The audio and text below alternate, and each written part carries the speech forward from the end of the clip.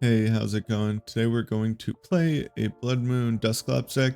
I think a deck like this could definitely be pretty good. Like the idea of this deck with Duskull to kind of manipulate the prize trade, and the new Bloodmoon Ursaluna is also pretty powerful for a one prize attacker. It has 150 hit points. It has an ability that lets us attach 2 fighting energy from our hand to it when we play it onto our bench. And the attack for 2 fighting and a colorless does 100 plus 30 more damage for every damage counter on our opponent's active Pokemon. So combined with the Dusclops that lets us knock it out and put 5 damage counters on one of our opponent's Pokemon, we can swing for 250 pretty easily with the Bloodmoon Ursaluna, and combined with the 5 damage counters on the Pokemon, that's 300 damage. And if we throw a Defiance Band on it, we can essentially hit for 330.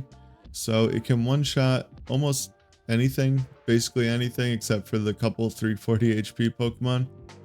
And we're gonna combine that with a 3-3 Bibarel line. That's gonna be our main draw. We're trying to get 2 Bibarels out to just be able to draw through our deck. This is kind of a combo deck. We're trying to get the Blood Moon and 2 energy in our hand every turn to accelerate to it, plus a 3rd energy to attack. So we're gonna want a lot of draw.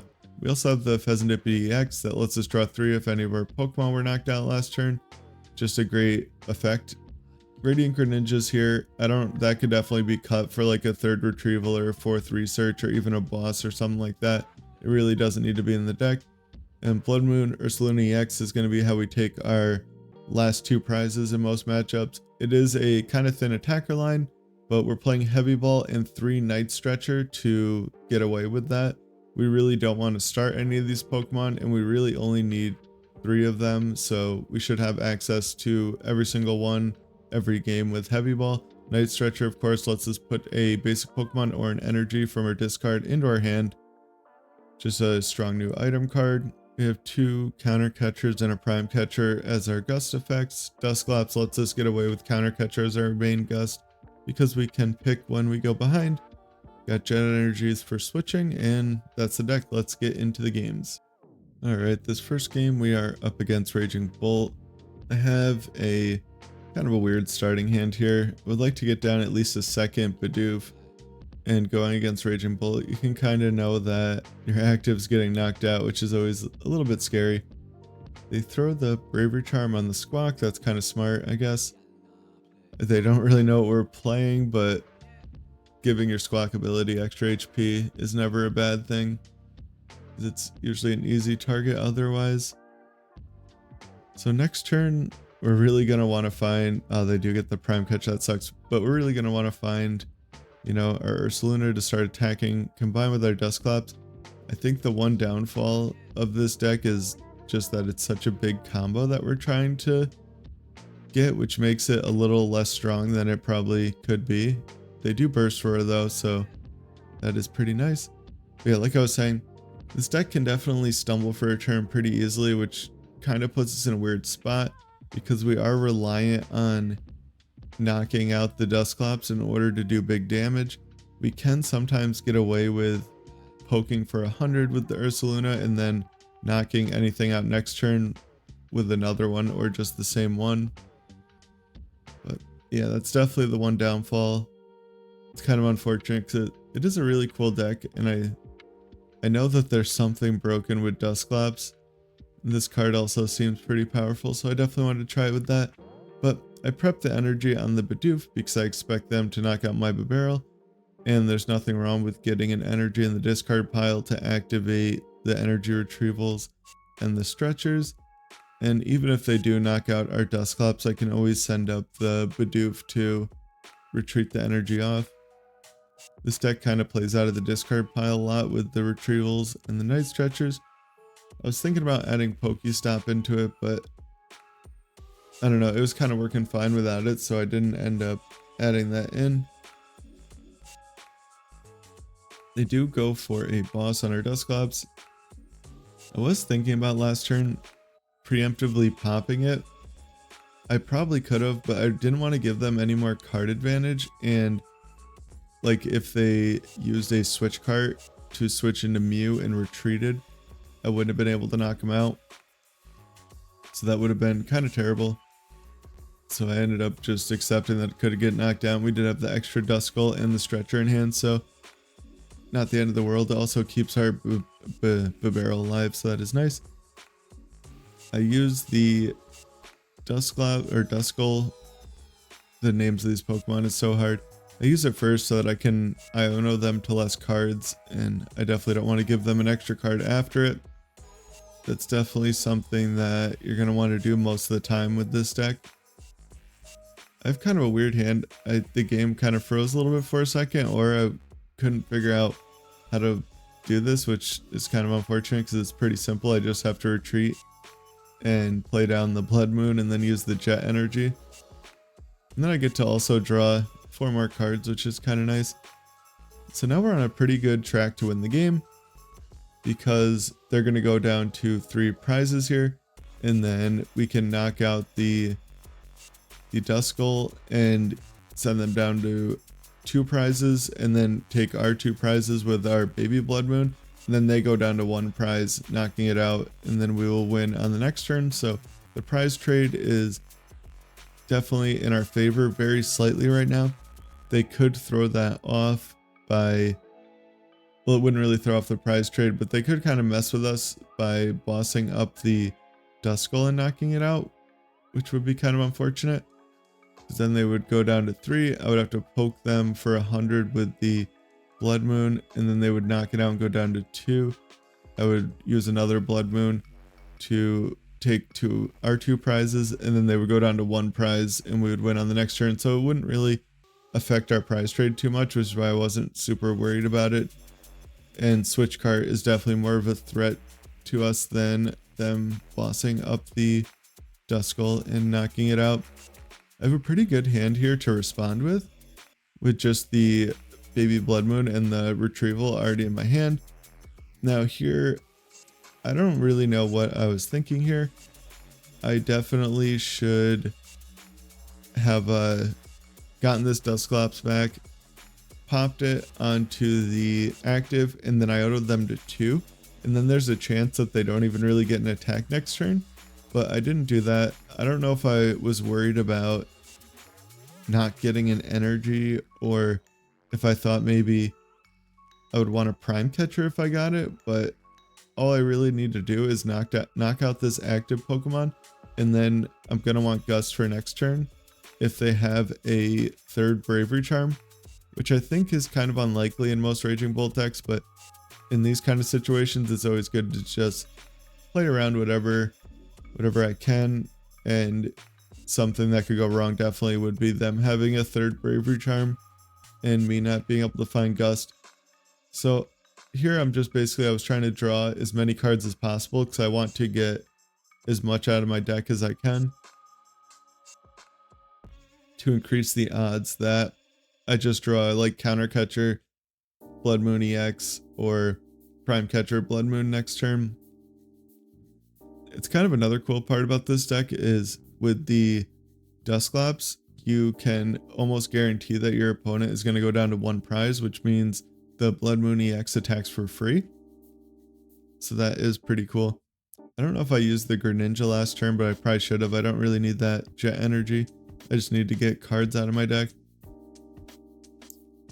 So they probably are going to get everything they need this turn. Fezandipiti is like really good for that, which is just more reason I should have popped the Dusclops first, and then I owned them to 2. They did have the draw of the Mew EX though, so maybe they would have got there anyway. We just really don't want to get Iono'd this turn, which is funny I say that as soon as they get the Iono off the Pokegear. They retreated first. They shouldn't have done that. It really doesn't matter, but you always want to retreat later, like after the Iono, just in case. You really never know what could change your mind. In this situation, I doubt there was anything changing their mind, so it's not really a super big deal. Now this turn should be pretty simple. I can just play the Poffin and fail it, and then draw with Bibarel and probably Super Rod maybe after that, just to make sure that I can Bibarel for 1 more card. And I also could have the option of getting like an Ultra Ball or a Vessel to get rid of the Super Rod. because there's nothing I want to get back in the deck with it. I was thinking originally to put an energy back with it, but I saw with the Poffin that there's several energy in my deck, so I don't really need to get any. And I can basically draw the whole deck here. I'm just like counting that out and deciding that I should use Bibarel first and then Greninja, and then I just like click Greninja for some reason. But I don't know. I kind of overthink this turn a little bit because with the research and the Fezandipiti, I'm drawing my entire deck no matter what. So I don't know, I overthink things a lot, and I didn't really want to research. I don't know why I always get nervous about live bugging out when I go down to a 0 card deck, because I've had like just a couple weird things happen when I go down to no cards in deck, like where cards not working properly, like what's it called, Great Tusk not milling, because I went down to a 0 card deck with it and it didn't like count my supporter as an ancient supporter or something. I don't know, whatever. But we end up winning that game, so on to the next one. Alright, up against United Wings it looks like. I haven't seen this deck as much on the ladder as I thought I would, because it's just a fun deck to play. And with the new Dart tricks coming out, I figured people would play it a little more, but I haven't been seeing it as much as I thought. This was when I was still playing the Dusknoir, as you saw. But I don't think the Dusknoir is really that important in the deck. Almost never get it off. It is like a decent option to have, but it's kind of unrealistic to build up to, and the Ursaluna basically one-shots everything without it. And the thing that you would want it to one-shot, which is Charizard, will almost definitely have access to boss up the Dusclops and knock it out before you get to evolve it into Dusknoir, so I did end up cutting that. My opponent gets a pretty good start here with the Squawk in play and all the United Wings Pokemon in the discard pile. They do use the Carmine, I think? Yeah, they use the Carmine, which kind of sucks for them because they drew into the secret box there off of the Carmine, which you would want to use to get a supporter card. They just grab a Nest Ball, it looks like. That's the one problem I found that I was having with United Wings, is not having like a level ball really kind of sucks, because your Nest Ball isn't the best in the deck. You really want the Pokemon in your hand, not right onto your bench. But this is why I would think that this would be a pretty bad matchup, because they go second and take a knockout right away. But they do put down a lot of 2-prize Pokemon. I also put down a lot of 2-prize Pokemon, but I think the Ursaluna has a little bit easier time of one-shotting their Pokemon. Like the Ursaluna can one-shot a Fezandipiti X with Defiance Band because it's weak to fighting. It looks like they're dead drawing a little bit, which is kind of nice for us. I send up the Duskull. Duskull is usually the preferred target to send up because you can just you can evolve it and knock it out into Dusclops, and it's almost like a free retreater. And I use my Fezandipiti first there because I want to draw into a way to get Ursaluna while I have the 2 fighting and the Jet energy in hand. So I use that first. I do get into the Stretcher. The Stretcher is just really good in decks like this. Now I could Counter Catcher up the Squawk ability and Iono and hope to get into a Dusclops, but I don't end up doing that. I wanted to hold on to the Counter Catcher, and I was kind of thinking that they didn't do much last turn, so maybe if I just knocked out their active, they might not even be able to attack. But it does look like they were just kind of holding on to the double turbo for the next turn because they had everything they needed. But now they have benched they have 2 2-prize Pokemon down, so should be able to win the prize trade here with just a couple Counter Catchers. That is definitely pretty nice. I bring up the Fezandipiti because I can either knock it out with a Defiance Band, or if I need to, I can use the Dusclops to put 5 damage on it and knock it out. So that is definitely kind of nice. Super odd the Ursaluna and 2 energy back in the deck here, just to try to increase the odds that I get into it. and Iono. It sets their hand low, and I have quite a bit of draw on board. I should be able to draw quite a few cards here, so I'm not really too worried about whiffing the attack. Now, I don't think they did enough damage next turn for me to really worry about them one-shotting my Bloodmoon, so I keep that in my hand as an option to knock out the Dusclops and attack with the Bloodmoon for 1 energy, but I don't bench it to also keep the option open of attacking with my baby Bloodmoon Ursaluna, and we do end up getting into it, so that's pretty nice. And I don't even have to pop the Dusclops here, so that is also pretty cool. I almost kind of mess up. I don't know why I was thinking this thing had like 190 HP, but it does have 210. And I get there eventually though, just attach the Defiance Band. Now, I will say that is something that I'm not really too crazy about live that it does, is like kind of help you catch mistakes that you should probably make. Like, I don't know if I actually would have attacked there. I think I mostly clicked on it to make sure that it was applying weakness, but there's definitely times when me or my opponent would have probably messed up, but we don't end up messing up because live tells you exactly how much damage you're doing, and it kind of reminds you of a mistake that you might make. So I definitely wouldn't be too upset if they removed that aspect of the game. But yeah, that is the Bloodmoon Dusclops deck. I think it's pretty cool. I think that this list is decent. I don't know. It's definitely something that I've been thinking about with different Pokemon to play it with.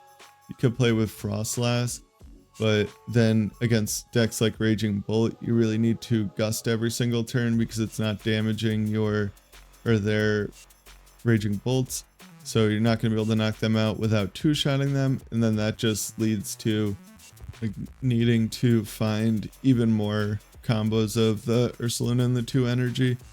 Starmie is another option, but 2 damage counters, I don't think that really is enough damage because you're only doing 160 with the Bloodmoon if you only put 2 damage counters on it.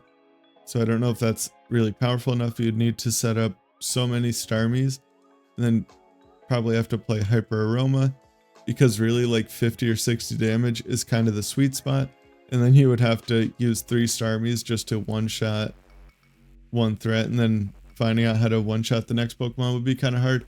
So Dusclops is what I ended up landing on. I think that is probably the best way to play it. Maybe Frostlass and Dusclops combo would be nice, but I don't know, then you're also damaging yourself, and the 150 HP can definitely be nice in certain matchups. It's definitely a fun deck. Check it out. Like or dislike and comment and subscribe, and have a good day.